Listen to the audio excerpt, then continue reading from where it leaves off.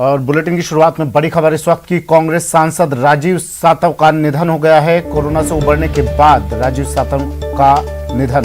राज्यसभा सांसद थे राजीव सातव, राहुल गांधी के काफी करीबी माने जाते थे। इसके बाद निधन पर मुख्यमंत्री अशोक गहलोत ने भी शोक जताया। ट्वीट किया मुख्यमंत्री अशोक गहलोत ने। और इससे पहले राहुल गांधी, रणदीप सुरजेवाला, तमाम कांग्रेसी नेताओं ने राजीव सातव के निधन पर ट्वीट कर अपना दुख, अपना शोक व्यक्त किया। मुख्यमंत्री अशोक गहलोत ने भी ट्वीट किया। कांग्रेस सांसद राजीव सातव का निधन।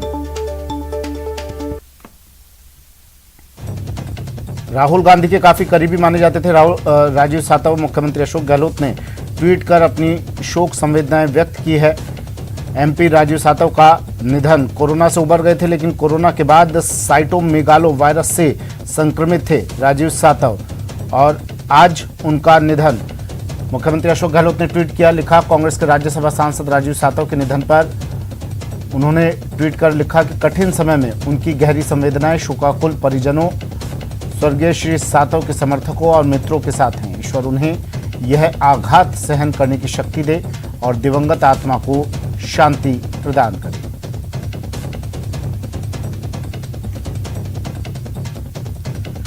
राजीव सातव काफी दिनों से अस्पताल में भर्ती थे। 22 अप्रैल को कोरोना संक्रमित पाए गए थे। पुणे के जहांगीर अस्पताल में उन्हें भर्ती करवाया गया था, जहां उनकी हालत बिगड़ती गई और उन्हें वेंटिलेटर पर रखा गया था। धीरे धीरे उनकी तबीयत में सुधार भी आ रहा था। कोरोना रिपोर्ट भी उनकी नेगेटिव आ गई थी और डॉक्टर्स ने भी कहा था कि जल्द स्वस्थ होंगे राजीव सातव और उन्हें अस्पताल से छुट्टी दे दी जाएगी। लेकिन राजीव सातव का आज निधन। कोरोना पर उन्होंने जीत हासिल कर ली थी, लेकिन निमोनिया की शिकायत उन्हें थी। साइटोमेगालो नाम का वायरस से संक्रमित राजीव सातव हो गए थे।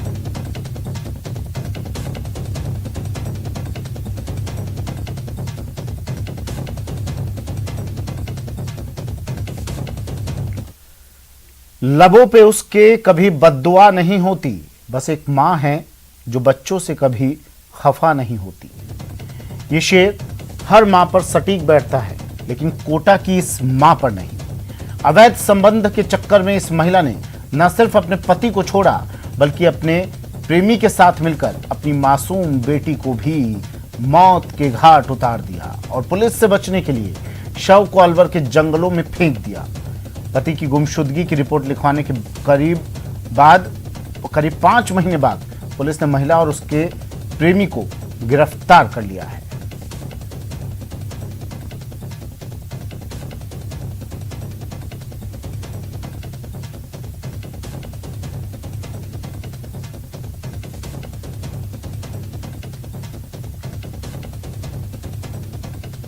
ये तस्वीर, ये कोटा से खबर, ये तस्वीर उस मां की जिसने ममता को शर्मसार कर दिया, जिसने ममता का कत्ल कर दिया। कातिल मां की ये तस्वीर देखिए, जिसने अपनी बेटी को मौत के घाट उतार दिया। कोटा से खबर आई है, अवैध संबंध के चक्कर में इस महिला ने अपने पति को छोड़ दिया, अपने प्रेमी के साथ मिलकर अपनी मासूम बेटी को मौत के घाट उतार दिया और पुलिस से बचने के लिए शव को अलवर के जंगलों में फेंक दिया।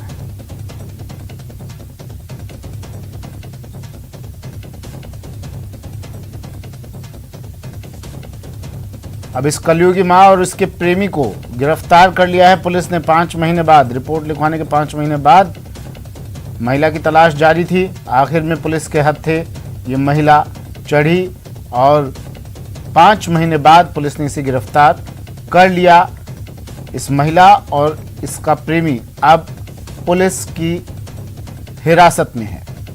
इस महिला ने अपने प्रेमी के चक्कर में अपने पति को छोड़ा पहले और फिर अपनी मासूम बेटी को भी मौत के घाट उतार दिया और शव को अलवर के जंगलों में फेंक दिया। निवासी सुमित यादव ने थाना बुलादीप पर अपनी पत्नी की और अपनी बच्ची की गुमशुदगी रिपोर्ट दर्ज करवाई थी। उसकी जांच की जा रही थी। उसमें तकनीकी सहयोग से जयपुर के पास गांव से उसकी पत्नी को दस्तयाब किया गया था उसके प्रेमी के साथ में। जब बच्ची के लिए उससे पूछताछ की गई तो उन दोनों ने खुलासा किया कि वो जब घायल हो गई थी उसको इलाज कराने के बजाय उन्होंने उसका गला घोट करके हत्या कर दी और भरतरी के जो जंगल है वहां पर उन्होंने उनको डाल दिया। इस मामले में मृतका बच्ची के मां पुष्पा उर्फ टीना तथा उसके प्रेमी प्रहलाद साई को गिरफ्तार किया गया, जिससे अनुसंधान कर बच्ची के जो लाश है उसको बरामद करने की कोशिश की जा रही है। कोटा ग्रामीण पुलिस ने बड़ी कार्रवाई करते हुए एक ऐसी मां को गिरफ्तार किया है जिसने अपने ही 4 वर्षीय मासूम बेटी को मौत के घाट उतार दिया। अपने प्रेमी के साथ मिलकर मासूम बेटी को मौत के घाट उतारने के बाद शव को अलवर के जंगलों में फेंककर जयपुर में आराम से रहने लगी। बूढ़ादी थाना पुलिस ने कार्रवाई करते हुए आरोपी मां और उनके प्रेमी को गिरफ्तार कर लिया। कोटा से न्यूज 18 राजस्थान के लिए ओम प्रकाश मारू। झुंझुनू के चिड़ावा में लूट के मामले में पुलिस ने 5 आरोपियों को गिरफ्तार किया है। बता दें कि 6 मई को चिड़ावा निवासी सौरभ सुल्तानिया का ड्राइवर उदयपुर वाटी से पिकअप में चिड़ावा आ रहा था। इसी दौरान क्यामसर और किशोरपुरा के बीच आरोपियों ने कैंपर गाड़ी लगाकर और पिस्तौल दिखाकर पिकअप में रखे करीब 7.5 लाख रुपए लूट लिए थे।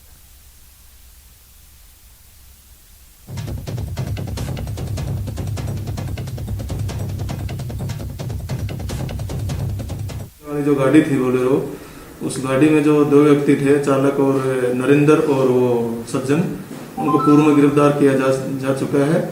और जिन्होंने रेकी की थी और रेकी करके अपने दूसरे साथियों को इस गाड़ी में पैसे लाने के लिए सूचित किया था, उस गाड़ी को हमने उन व्यक्तियों को, उन आरोपियों को कल हमने मलसीसर गांव से अरेस्ट किया है, जहां वो छुपे हुए थे। तो उसमें हमने 5 व्यक्तियों को गिरफ्तार किया है। खबर पाली से है, जहां सिरियारी थाना क्षेत्र के बेरा पीपलिया के बेरे में शनिवार को कुएं में एक युवक का शव मिला। सूचना पर पहुंची पुलिस ने पोस्टमार्टम करवाने के बाद शव परिजनों को सौंप दिया। पुलिस ने बताया कि मृतक यशपाल 2 दिन से घर से लापता था, जिसे लेकर शुक्रवार को यशपाल के पिता सोहनलाल ने पुलिस में अपने बेटे की गुमशुदगी की रिपोर्ट दर्ज करवाई थी। शनिवार को रोज की तरह सुबह कुछ महिलाएं कुएं पर पानी भरने पहुंची। कुएं से बदबू आने पर जब महिलाओं ने कुएं में झांक कर देखा तो पानी में युवक का शव नजर आया, जिस पर गांव वालों ने पुलिस को इन्फॉर्म किया।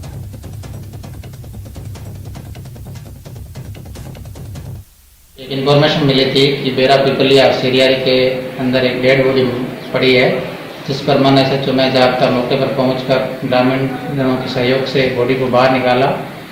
पहले से गुमशुदगी दर्ज यशपाल सोमनलाल दमामी की औरत की थी, जिस पर सोमनलाल को बुला करके बॉडी को आइडेंटिफाई करवाया तो उसने कहा ये मेरे बेटे यशपाल की बॉडी है, जिस पर बॉडी को CHC सिरियारी लाया गया है और सोमनलाल की रिपोर्ट पर अग्रिम कार्रवाई की जा रही है। जयपुर के चौमू इलाके में पेयजल का संकट गहरा गया है। इसे लेकर विधायक रामलाल शर्मा ने कलेक्टर को पत्र लिखा है, जिसमें जल्द से जल्द पेयजल की समस्या का समाधान करने और जलदाय विभाग के लापरवाह कर्मियों के खिलाफ सख्त कार्रवाई करने की मांग की है। और इस संकट के समय के अंदर ही अगर जलदाय विभाग के कर्मचारी अधिकारी अगर जनता के बीच में रहकर उनकी समस्याओं का समाधान नहीं करेंगे तो फिर कब करेंगे।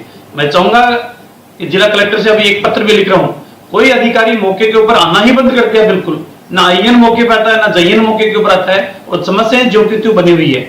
आज अनेकों गांवों के अंदर पेयजल समस्या को लेकर, चाहे वो सांदरसर हो, चाहे बांसा हो, चाहे गोविंदगढ़ हो, चाहे सामोद हो, चाहे चीतवड़ी हो, अनेकों गांवों के अंदर जनता इन सब समस्याओं को लेकर धरना प्रदर्शन कर रही है। उसके बावजूद भी इन अधिकारी कर्मचारियों के ऊपर 1 जून तक लेने का काम नहीं है। और अब बात ताउते की। चक्रवाती तूफान ताउते का असर अब केरल, गोवा, मुंबई के तटीय इलाकों में दिखाई दे रहा है। भारी बारिश यहां पर शुरू हो गई है। राजस्थान में भी इस तूफान का असर दिखाई देगा। आंधी और बारिश आने की संभावना जताई जा रही है। राजस्थान में NDRF की 100 टीमें तैनात कर दी गई हैं। वायुसेना और नौसेना भी सतर्क। ताउते पर अब सरकार प्रशासन तैयार। चक्रवाती तूफान ताउते केरल, गोवा, मुंबई के तटीय इलाकों में अब इसका असर दिखाई दे रहा है। भारी बारिश यहां शुरू हो गई है। NDRF की 100 टीमें यहां तैनात कर दी गई है। वायुसेना और नौसेना भी सतर्क हो गई है। लोगों को आगाह किया गया है, समुद्र के किनारों पर ना जाएं, दूरी बनाकर रखें। राजस्थान में भी इस तूफान का असर दिखाई देगा। मौसम विभाग ने ये चेतावनी दे दी है। आंधी और बारिश आने की संभावना जताई जा रही है। बड़ी खबर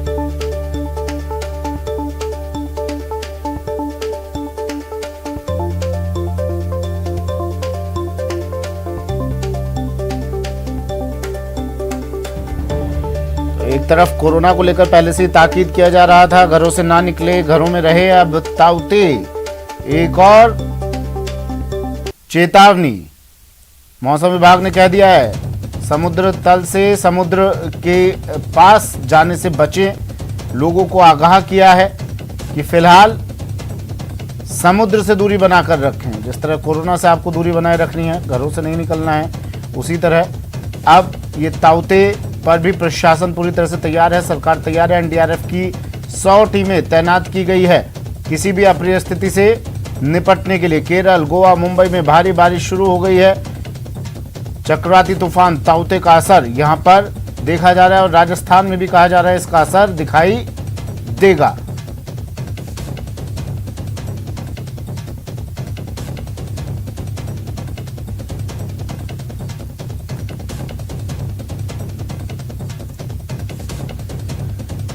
चलिए, मेरे सहयोगी हमारे साथ जुड़ गए हैं। सौरभ गृहस्थी जयपुर से हमारे साथ जुड़ गए हैं। चंद्रशेखर व्यास जोधपुर से हमारे साथ जुड़ गए हैं। सौरभ, चक्रवाती तूफान ताउते और देखिए मुंबई में, पुणे में, महाराष्ट्र के कई इलाकों में इसका असर दिखाई दे रहा है, केरल में इसका असर दिखाई दे रहा है, लेकिन राजस्थान वासियों से भी कहा जा रहा है, मरुधरा वासियों से कहा जा रहा है सतर्क रहें, इसका असर यहां भी पड़ेगा।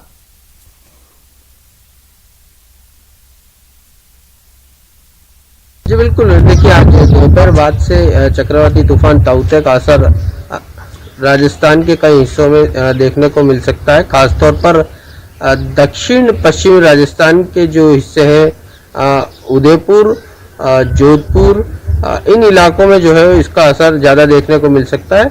आज से इसकी शुरुआत होगी दोपहर बाद से और सबसे ज्यादा जो असर होगा वो 18 मई को होगा। यानी 18 मई को प्रदेश के अधिकांश हिस्सों में धूल भरी आंधी और बारिश होने की संभावना जो है वो मौसम विभाग ने जारी की है। दरअसल जो ये चक्रवाती तूफान ताउते है वो बहुत तेजी से जो है वो उत्तर पश्चिम दिशा की ओर लगातार आगे बढ़ता जा रहा है और उसका असर जो है वो अब जाकर राजस्थान में भी देखने को मिलेगा। अगले 2-3 दिन प्रदेश के कई हिस्सों में मेघ गर्जन के साथ बारिश, तेज हवाएं, 40 से 50 किलोमीटर प्रति घंटा की स्पीड से हवाएं जो है वो चल सकती हैं। लेकिन इसका सबसे ज्यादा असर, जिस प्रकार से मैंने बताया, राजस्थान के दक्षिण पश्चिमी हिस्सों में देखने को मिल सकता है। जी ठीक है, मैं फिर से लौटूंगा। चंद्रशेखर, दक्षिण पश्चिम हिस्सों में राजस्थान में इसका असर देखने को मिल सकता है, तैयारियां क्या प्रशासन की, लोगों की? क्योंकि 2 दिन सौरभ बता रहे हैं 2 दिन बाद इसका असर दिखाई देना शुरू हो जाएगा और केरल की, मुंबई की, महाराष्ट्र की, पुणे की हम तस्वीरें देख ही रहे हैं।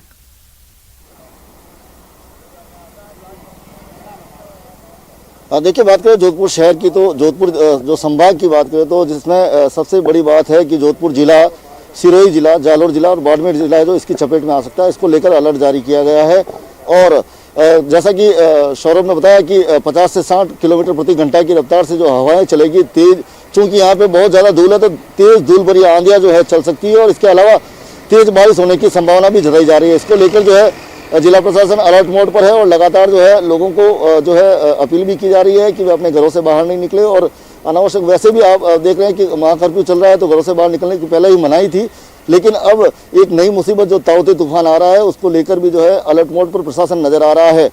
यहाँ पर तेज आंधियाँ आएगी, धूल भरी आंधियाँ आएगी, इसके अलावा तेज बारिश आ सकती है। इसको लेकर जो है एनडीआरएफ की जो टीम है उनको भी अलर्ट रहने की जो है प्रशासन ने जो है तैयारी कर ली और सभी तरह की तैयारी की जा रही है। जी सौरभ, एक तरफ कोरोना और कोरोना के लिए तो कहा भी जा रहा था कि बारिश आएगी तो इसका संक्रमण और ज्यादा फैलेगा। क्या अब इस ताउते का, अगर ये ताउते यहाँ पर ज्यादा असर दिखाता है राजस्थान के पश्चिमी इलाकों में, तो क्या इसका इफेक्ट इस बीमारी पर, इस संक्रमण पर भी पड़ेगा? मौसम विभाग क्या कह रहा है?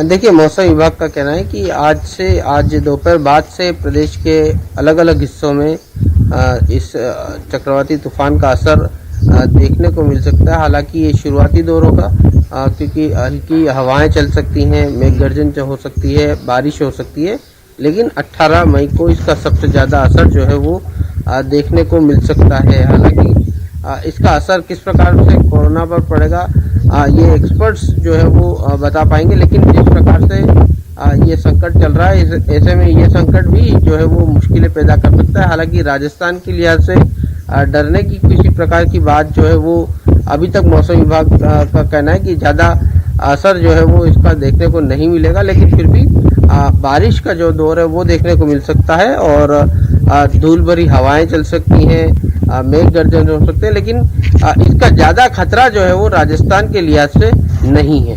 जी अच्छा, ज्यादा खतरा नहीं है सौरभ, लेकिन फिर भी प्रशासन अलर्ट मोड पर तो होगा ही। क्या कुछ तैयारियां?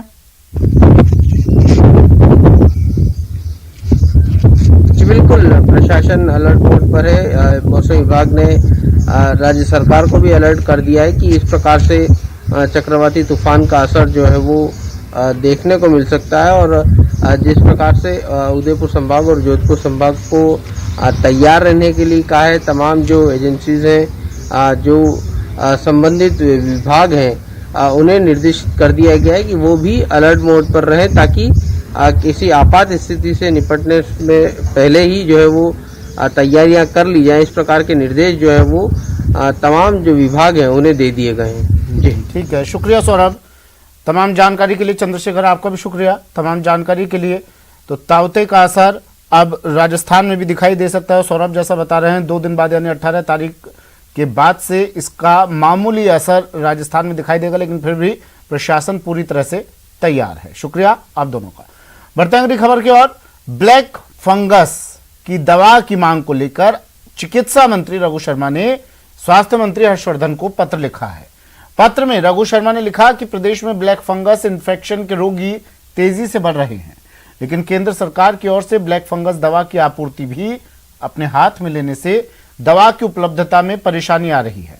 साथ ही उन्होंने लिखा कि केंद्र सरकार की ओर से राजस्थान को 31 मई तक इस दवा के केवल 700 वाइल का कोटा ही निर्धारित किया गया है। ब्लैक फंगस इन्फेक्शन के मरीज को करीब 60 वाइल की आवश्यकता होती है। ऐसे में निर्धारित कोटे से केवल 1012 मरीजों का ही इलाज हो सकेगा।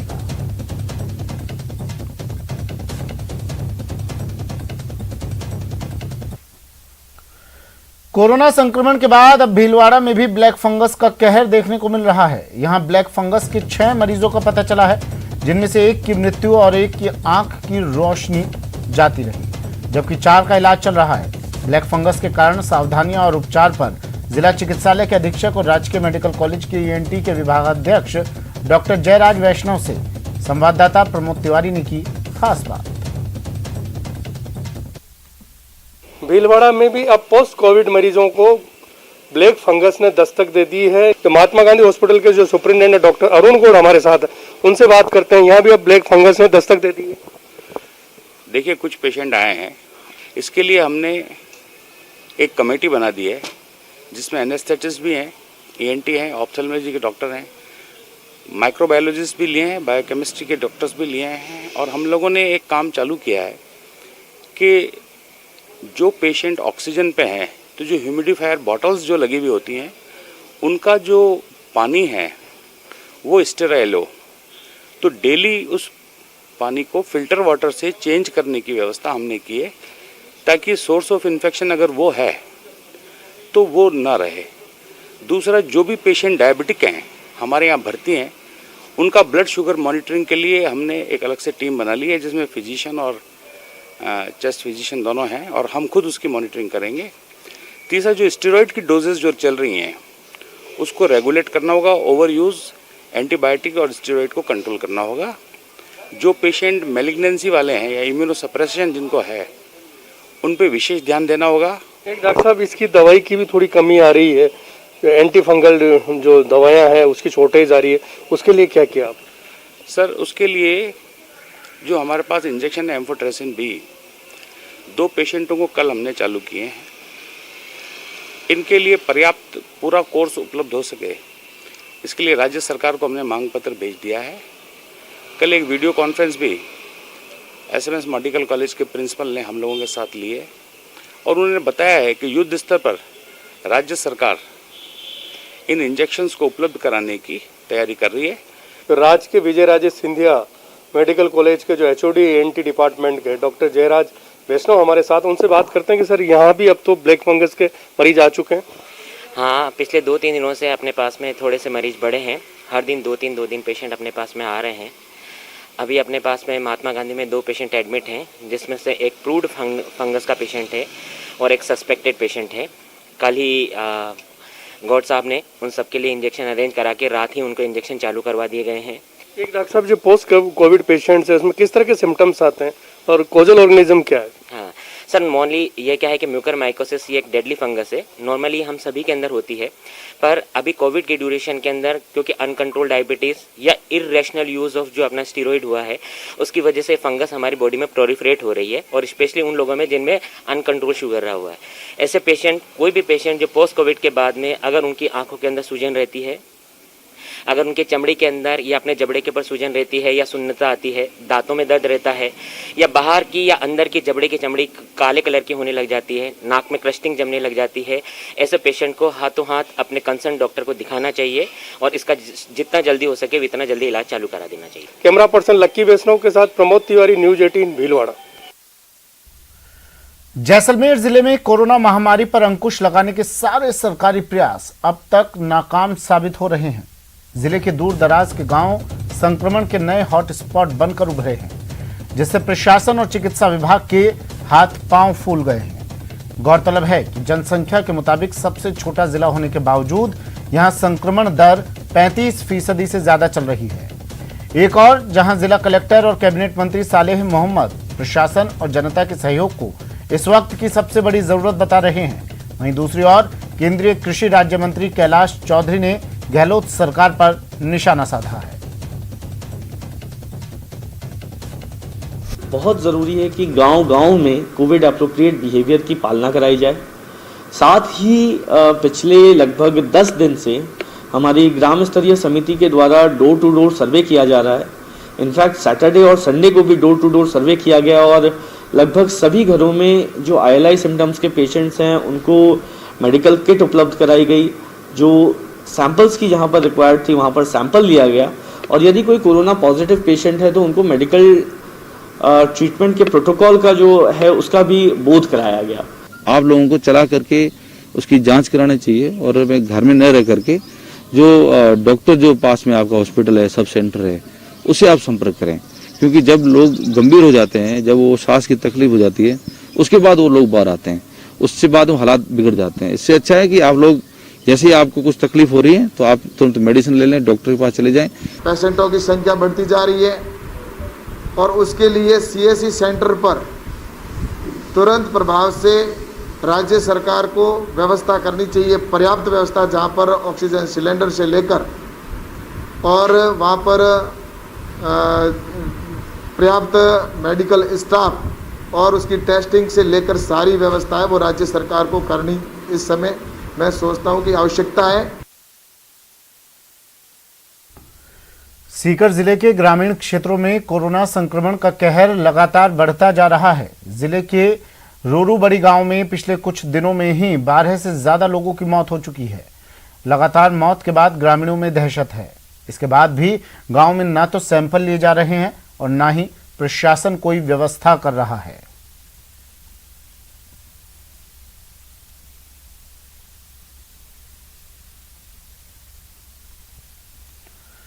लॉकडाउन के 7वें दिन श्रीगंगानगर के बाजारों में सन्नाटा पसरा हुआ है। संवाददाता अशोक शर्मा ने लिया जायजा।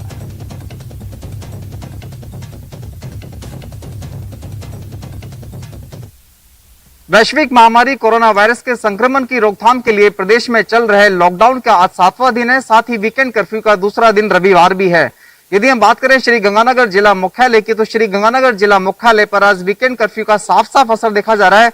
अभी इस समय हम श्री गंगानगर के मेन बाजार में मौजूद है। यदि माँ का नजारा दिखाए तो पूरा बाजार लगभग पूरी तरह से बंद है और बाजार की मुख्य सड़कें पूरी तरह से सुनसान पड़ी है। इतना ही नहीं, वीकेंड कर्फ्यू और लॉकडाउन को सफल बनाने के लिए जिला पुलिस प्रशासन लगातार मुस्तैद है और जगह जगह चौक चौराहों पर पुलिस जाब्ता भी तैनात है, जो आवाजाही कर रहे लोगों पर कड़ी नजर बनाए हुए है। साथ ही उनका मंशा यह है कि कोई भी अनावश्यक घूमता हुआ नहीं मिले। हालांकि जिस तरह से माहौल देखा जा रहा है, खासतौर से वीकेंड कर्फ्यू के दौरान श्री गंगानगर वासियों का जो डिसिप्लिन है वो काफी काबिले तारीफ है। सड़कें लगभग सुनसान पड़ी हुई है। किसी भी तरह की अनावश्यक जो मूवमेंट देखी जा रही थी वो नहीं दिख रही है। तो ये काबिल तारीफ बात है क्योंकि लगभग पूरा बाजार सुनसान पड़ा हुआ है। ये श्री गंगानगर का मुख्य बाजार है। अति आवश्यक सेवाओं के अतिरिक्त किसी भी सेवाओं को अलाउ नहीं किया गया। बाजार पूरी तरह से बंद है। यही एक वजह है कि श्री गंगानगर जिले में इन दिनों जिस तरह से बैरिकेडिंग की जा रही है वो सारी की सारी व्यवस्थाएं पूरी की पूरी चाक चौबंद है। हमारे साथ बात करने के लिए यहाँ पर एक पुलिसकर्मी तैनात है। हम इन्हीं से बात करते हैं किस तरह से ये व्यवस्थाएं की जा रही है और क्या चल रहा है। सर, शनिवार एतवार को पूरा लॉकडाउन है, वीकेंड लॉकडाउन है। इसमें निगरानी रखी जा रही है। कोई जरूरी काम से है, कोई मेडिकल है और इस काम से जा रही है, बाकी अन्यथा नहीं जा रही। अच्छा, लोगों का जो मूवमेंट था, जो अनावश्यक घूम रहे थे, वो मूवमेंट पे थोड़ा सा फर्क पड़ता हुआ दिखाई दे रहा है। वो बिल्कुल बंद हो गए, बिल्कुल बंद हो गए। अनावश्यक घूमने वाले बिल्कुल बंद हो गए। अब जरूरी कार्य के लिए जा रहे हैं, वही है। इस बीच न्यूज 18 एक बार फिर से अपने सभी दर्शकों से अपील करता है कि वो वीकेंड कर्फ्यू का सम्मान करते हुए इस सन्नाटे को बनाए रखें और कोरोना वायरस के संक्रमण की चेन की तोड़ने में अपनी अहम भूमिका सिद्ध करें। अशोक शर्मा, न्यूज 18 श्री गंगानगर। प्रदेश में लॉकडाउन का 7वां दिन है आज, लेकिन राजसमंद जिले की बात करें तो जिले में कोरोना संक्रमण की चेन टूटती हुई नजर नहीं आ रही। यहां लगातार पॉजिटिव मरीजों का ग्राफ बढ़ रहा है। अब जिला देश के 15 सबसे संक्रमित जिलों में शुमार हो गया है। लेकिन बाजारों में जिस तरह से लोगों की भीड़ उमड़ रही है, उसे देखते हुए ऐसा लगता नहीं कि लोग अभी भी कोरोना को लेकर जागरूक हैं।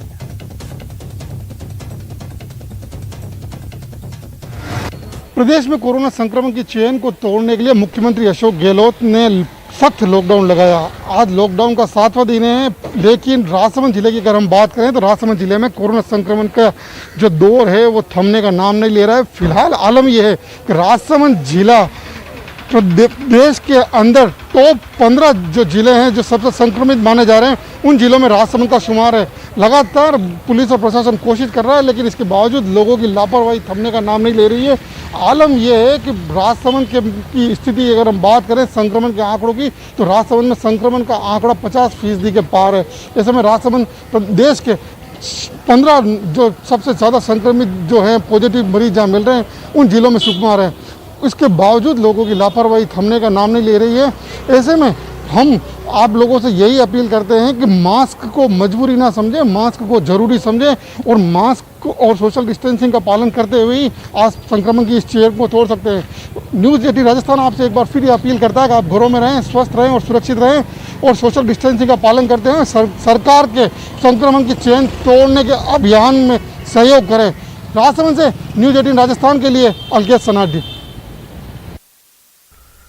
टोंक जिले के ग्रामीण इलाकों में कोरोना की रफ्तार कम करने के लिए जिला कलेक्टर समेत प्रशासनिक अधिकारियों ने कमान संभाल रखी है। लॉकडाउन के दौरान सरकारी गाइडलाइन की पालना सख्ती से करवाए जाने के साथ ही उपखंड स्तर तक कोरोना से लड़ने की मुकम्मल व्यवस्था की गई है। सीएचसी और पीएचसी स्तर तक ऑक्सीजन बेड की व्यवस्था कर कम गंभीर मरीजों का इलाज उपखंड स्तर पर ही करने की व्यवस्था है। जिले में शादियों में होने वाली भीड़ को लेकर जिला कलेक्टर की अपील का असर ये हुआ कि आखतीज जैसे अबूझ सावे पर भी बेहद कम शादियां हुई। लोगों ने इस कोरोना महामारी के दौरान होने वाली शादियों को निरस्त कर दिया।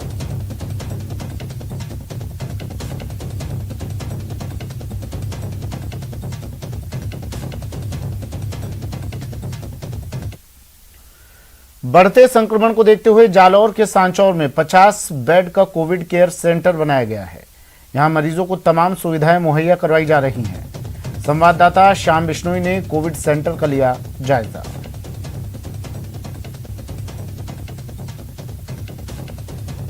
जालौर जिले में लगातार बढ़ते कोरोना संक्रमण के चलते वन एवं पर्यावरण मंत्री की पहल से मात्र 12 घंटे में एक कोविड केयर सेंटर बनाया गया है, जिसमें आप देख सकते हैं कि तमाम प्रकार की सुविधाएं होगी और इसमें खाना पीना रहना सहित तमाम प्रकार की वो सुविधाएं भी मिल रही है। ये सब कुछ वन एवं पर्यावरण मंत्री सुखराम बिश्नोई के पहल के बाद शुरू किया गया है और फिलहाल यहाँ 15 से अधिक पेशेंट भी आ चुके हैं। इसके बारे में सेंटर के बारे में जायजा लेने के लिए हम यहाँ के बीसीएमओ से बात करते हैं कि किस तरीके की सुविधाएं रहेगी और ये कितने टाइम में शुरू हुआ है। ये हमारे मंत्री महोदय के निर्देशानुसार 50 बेड का शुरू किया है। 12 घंटों में ये तैयार कर दिया, जिसमें ऑक्सीजन की सुविधा है, ऑक्सीजन कंसंट्रेटर भी है और 15 पेशेंट भी एडमिट कर लिए हैं और सभी फ्री दवाई वगैरह खाना सब। देखिए कहीं ना कहीं बाकी कोविड केंद्र के जो सेंटर बने हुए हैं उससे ये अलग है, क्योंकि जिन लोगों को घर पे सुविधाएं नहीं मिल सकती थी उनके लिए विशेष तौर पर ये सांचौर के अंदर 50 बेड का सेंटर बनाया गया है। हमारे साथ डॉक्टर अशोक बिश्नोई हैं, उनसे और चलते चलते बात नेटवर्क 18 की मुहिम की। नेटवर्क 18 यह सुनिश्चित करना चाहता है कि हर भारतीय को कोविड-19 टीकाकरण मिले। टीकाकरण जागरूकता बढ़ाने के लिए नेटवर्क 18 और फेडरल बैंक की पहल संजीवनी ए शॉट ऑफ लाइफ को सपोर्ट करें। Health expert Apollo 24/7। फिलहाल इतना ही, दीजिए इजाजत, नमस्कार।